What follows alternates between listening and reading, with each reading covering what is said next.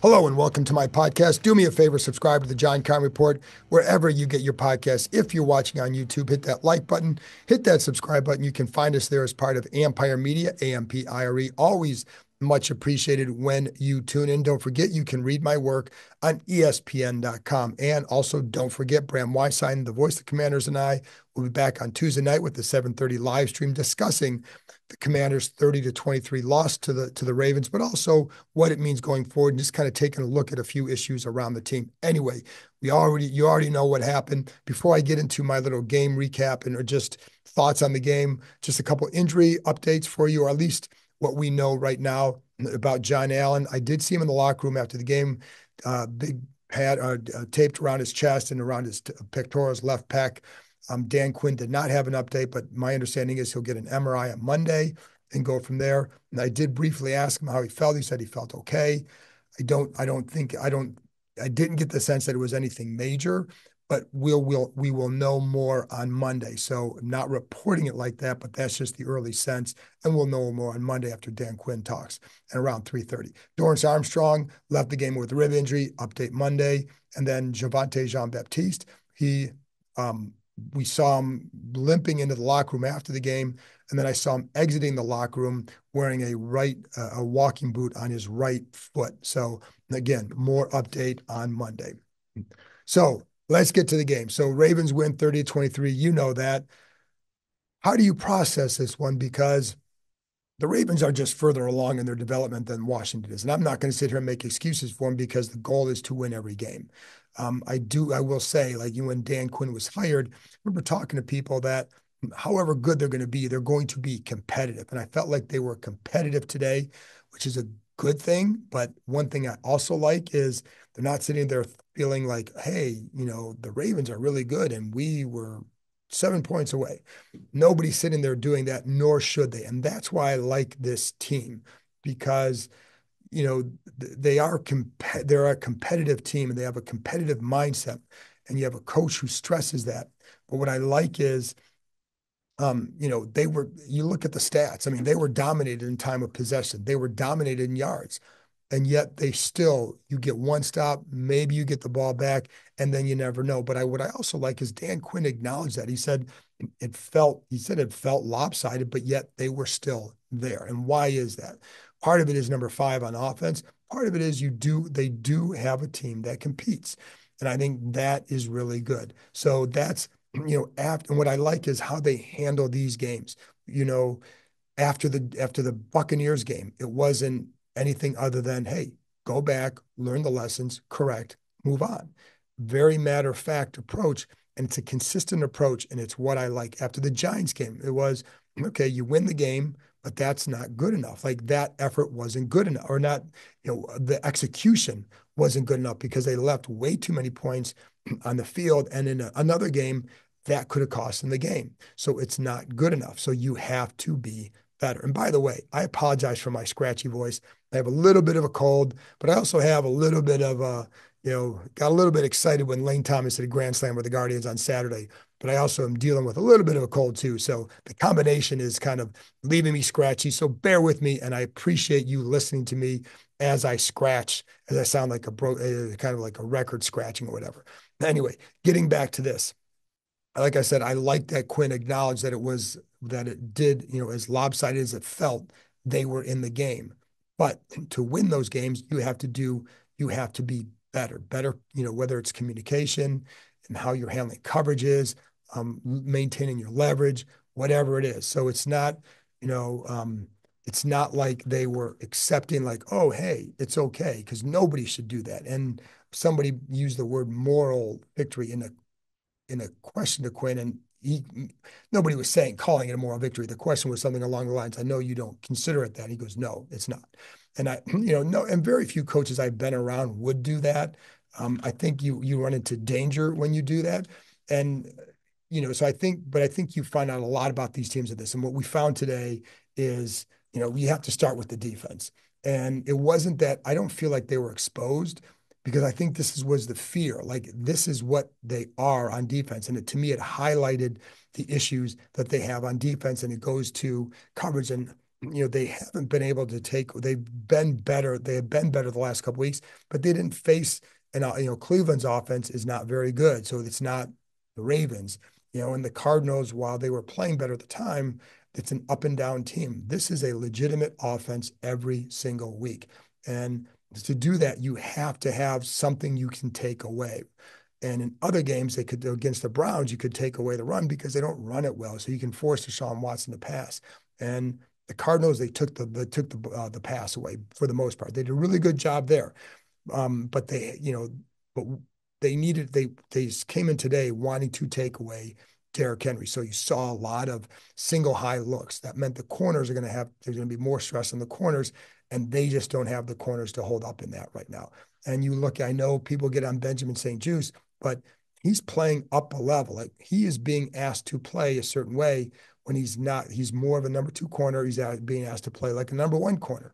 This is something they have to put on their offseason wish list. And I know people ask me about the trade deadline and all that.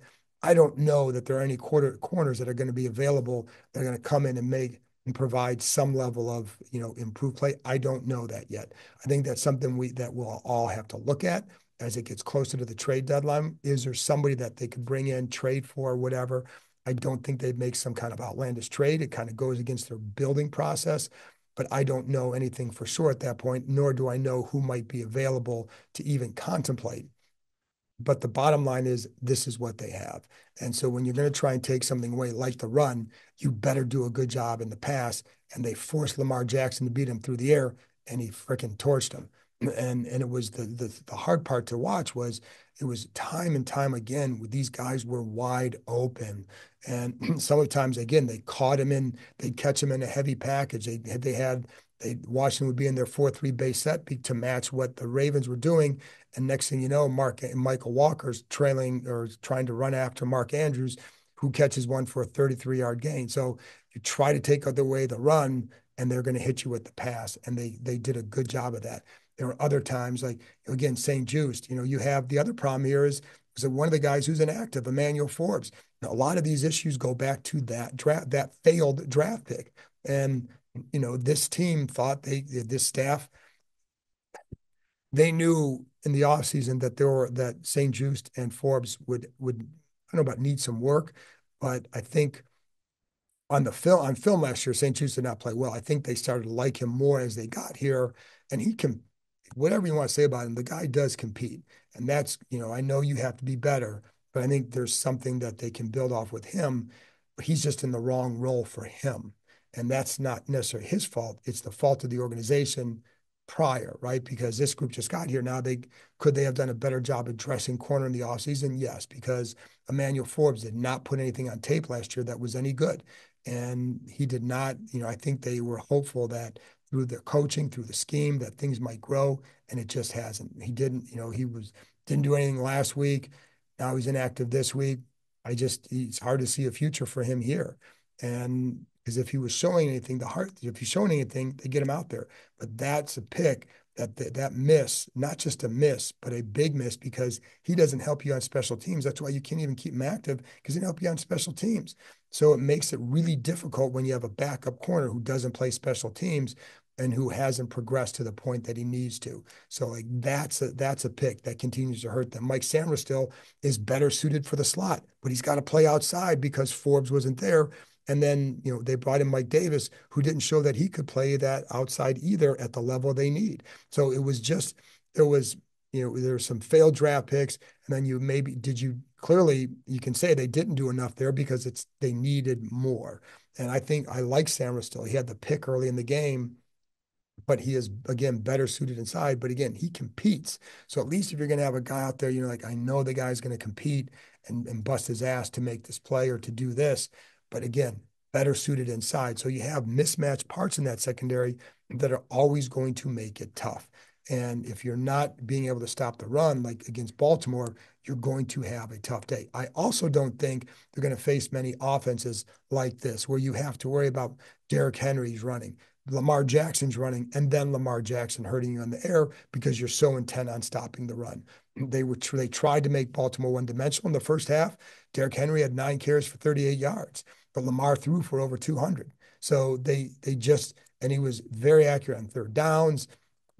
And again, these guys were way too wide open. And sometimes it was by like, there was one time it was a kind of, I guess, a play design maybe, or maybe just more through alignment. They have Mark Andrews in the backfield. He circles around to the left, comes out, and you got Frankie Louvu and Percy Butler cover him.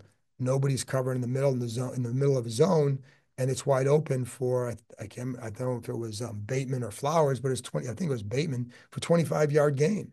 So that kept happening. They had a touchdown to Mark Andrews, and it looks like the safety's got to squeeze more because Quan Martin, and on that side it would have been Percy Butler, but Quan Martin's running off to the corner to help cover Isaiah Likely. And, so that leaves it open. There's nobody on the backside. Is he supposed to get over it? Regardless, somebody messes up there because Mark Andrews wide open. That happened time again. Then you get some man coverage. You had Samra still trying to cover sometimes on a crossing route to Flowers, but you run into some traffic and he starts to go under, then he decides to go or starts to go around, then he goes underneath the others and it just puts him behind and it's a big gain. Those things kept happening. St. Jude's with the pass interference. I didn't particularly like that pass interference call late. I kind of felt like the receiver had lost his balance. Bottom line is they called him, but that stuff kept happening. Like they just don't have that guy at corner that can just lock someone down. And I don't know, what they're going to have to do about it. Or do you just chalk it up and say, like, you're not going to face an offense like that? So can you make another team more one-dimensional? Because again, if you can now get more in coverage, more two deep looks, now you're better off in preventing some of those plays, which they did for a couple weeks. But man, so like that's to me, that's why I say I don't feel like they were exposed necessarily as much as it continues to highlight an area of concern and where this team is going. Because you look at this offense and this offense can do things, but what can you do as a team without unless the defense improves and gets consistent with it? And I don't want to just you don't want to destroy them after the one game because they did play better the last 2 weeks. And what do they do coming up? Because the Carolina, and then they have the Bears offense really playing well. So can you be more consistent and be able to take something away from the offense and then not get stung the way you did today? I don't know if that's going to be the case. And like I said, part of it goes back to with Forbes and that pick, and it was just a failed pick, and it really haunts them right now. And again, not this group, but it does haunt them because that it's really hard to miss on a guy like that, and they did. So, you know, um, I don't know what more to say about that defense. Now, you also one thing you didn't feel today was the presence of Frankie Louvu. Only had one tackle, I believe. That was an unusual game for him. Last week, very loud. Today, not quite as loud. And some of this stuff you want to go back and watch, see what happened here, what happened here. But it was just with the coverage, it was all of it. And I just think that is going to be something they have to contend with all year, especially against teams that pass pretty well and have that ability to really kind of cause problems for you. So um, that's where we're at with that defense. They struggle to play press man. They were struggling in zone today. And if that doesn't, the one thing, like I said, the one thing I like about this team is they all talk about lessons learned. And Dan Quinn is very big about that. Like, hey, there are lessons to be learned. You need to learn them and then you apply them. And if you do that, you'll get better. And I like the matter of fact approach. I think that will help. But there's only so much you can do if they don't, if the guys doing it maybe aren't capable of doing all that you need them to do at the level that you need them to do it at. The good thing for them is they did get the interception. I remember talking before this in the podcast on Saturday that I felt like there'd be chances with Lamar because he doesn't throw an always an accurate pass. And on that first drive, he throws wide, ball's tipped.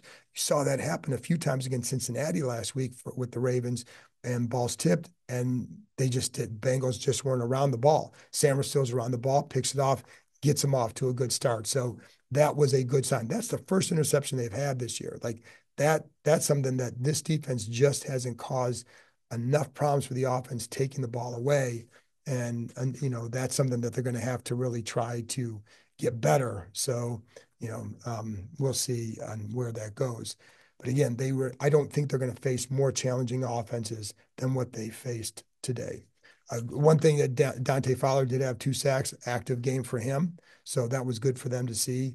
And I think the other concern is what happens with this D line, because those are all the guys I mentioned who are hurt were all D linemen. Like they don't have enough depth there to withstand a lot of losses there. So, and they got F.A. Obata back. Jamin Davis, another draft pick that is no longer another former first, not just a draft pick, like Forbes, a first round pick who is not helping them. Like, look at these picks that they've had.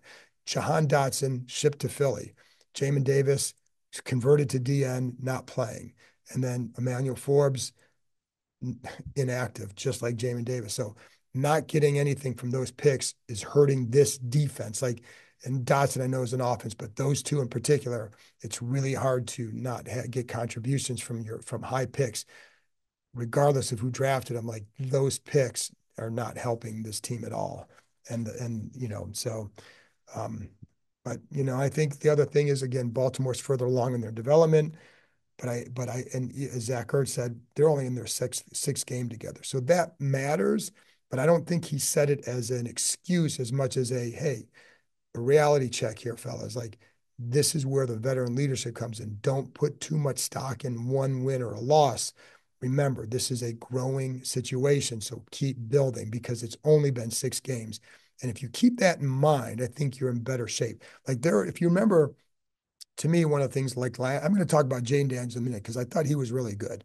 And there's some plays I absolutely want to highlight. So stick around for that, please, because he was good.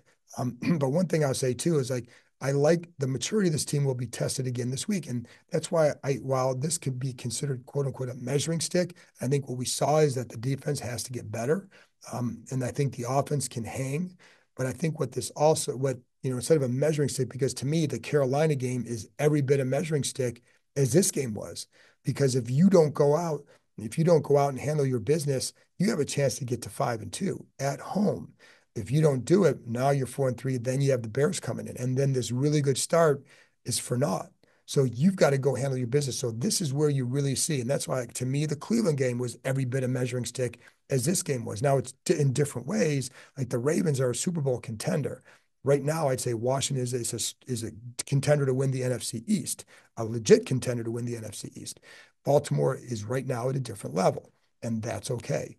But I think one thing that I would say too is like you look back to last year. You remember they had that game in Philly that they lost, but it was a really good game, the really good offense. You're like, oh wow, it's a loss, but it was a really good good game by them. And so you say, okay, what kind of team are they? And 4 days later, they got their butt kicked by the Bears. So you learned right away, like nothing had changed. I think that was the game that people just like, I know that players felt like it's not changing. And that was a wrap. I think that Bears game as much as anything, but the point is it was coming off quote unquote a good loss and they did nothing to build on it. I think they assumed some things.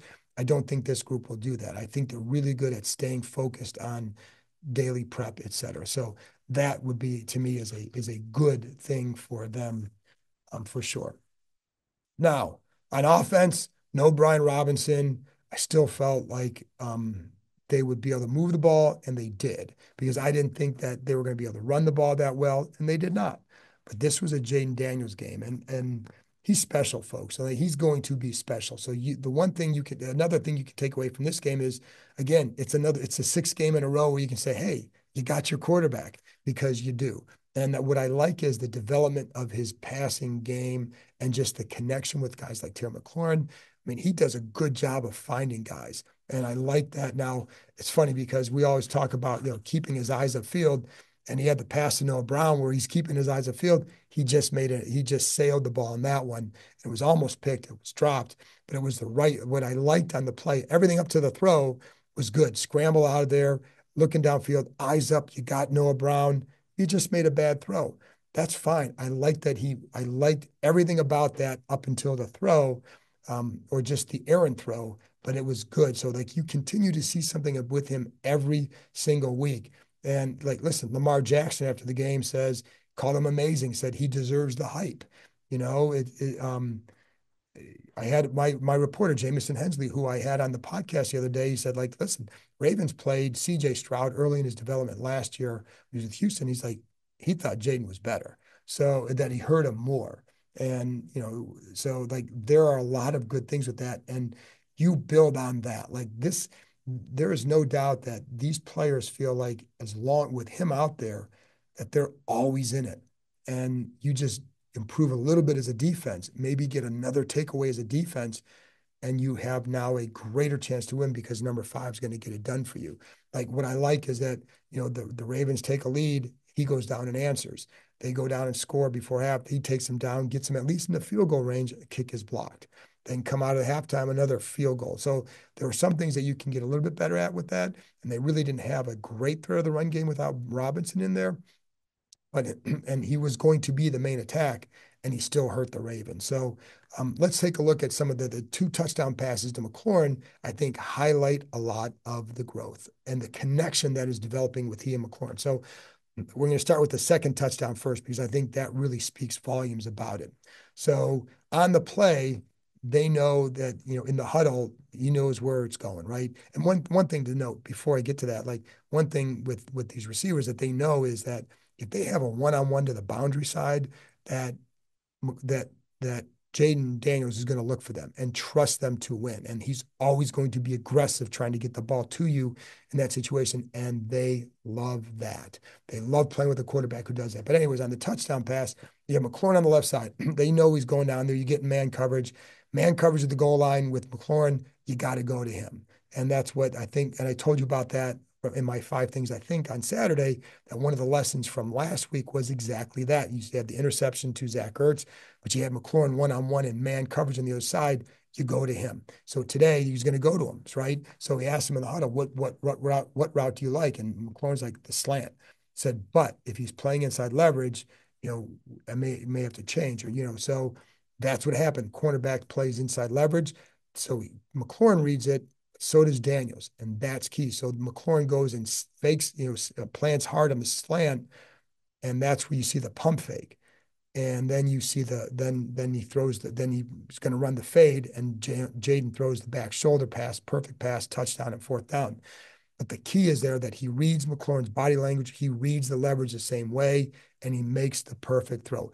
That is growth. And McLaurin said told me after the game, like he's developed as quick a connection with Daniels as any quarterback he's ever had. Now I kind of joked him like, I don't think you had it late in the seasons either with some of these guys.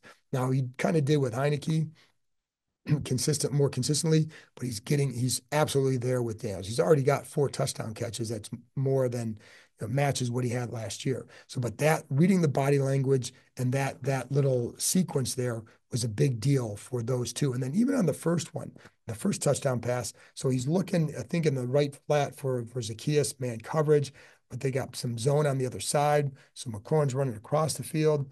And what he notices too is like he could have kept running to the corner, but he's afraid that you're going to take someone back there, so he throttles it down. But Daniels reads it as well the same way, and just a nice throw to him. So it was a good connection between the two that continues to grow. And it's not just with him; like you see it developing with Noah Brown as well. I mean, you see it with Zach Ertz. I mean, all these guys like they have a good connection, but Daniels really trusts them. And I think it's just a good sign of the growth and where he is going. And it's, again, I told you the other day, it's why they're so excited about him. And even there was a stop route that McLaurin ran. They said there was no separate. He said, I didn't do a good job getting separation, but he threw it to the perfect spot, to the low, to the outside, gave him a chance. Defensive back doesn't have a chance. And that's where you see when you talk about accuracy, ball placement, that's it. And so so the takeaway from this game is, again, defense has work to do. We knew that. Daniels, special player. And I think now you know who else knows that? Baltimore. So here's what Roquan Smith said. Washington is in good hands with Daniels. The guy is the truth. That's Roquan Smith. Austin Eckler said he plays to his capabilities. He's a stud. So I think like this is what others are seeing. And I think it's why despite the loss, you can feel pretty good, not about the loss, but about the direction because of him and that he covers up a lot of sins, right? And, there's always mistakes. And there were We'll get into that more for Tuesday morning after watching the game again. But I think it's just I think that's where this team is at. Like defense still being built. They don't have a young Jaden Daniels on that side of the ball. Offense in really, really good hands. And there's a lot they can do. Like, I really like a couple of the play designs. I mean, shoot, they ran a flea flicker screen to Austin Eckler for a big gain.